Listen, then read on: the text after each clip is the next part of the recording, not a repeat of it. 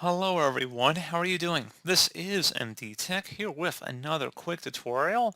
In today's tutorial, I'm going to show you guys how to go about creating a template in Microsoft Word. So this should hopefully be a pretty straightforward process, guys, and without further ado, let's go ahead and jump right into it. So all you have to do is select the File tab up in the top left, and then you want to select New.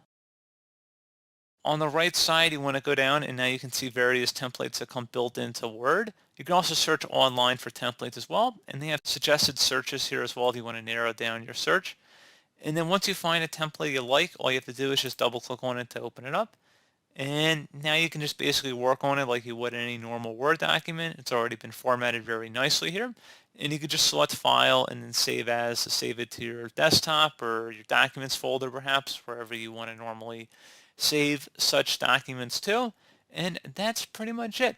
So as always, thank you guys for watching this brief tutorial. I do hope I was able to help you out, and I do look forward to catching you all in the next tutorial. Goodbye.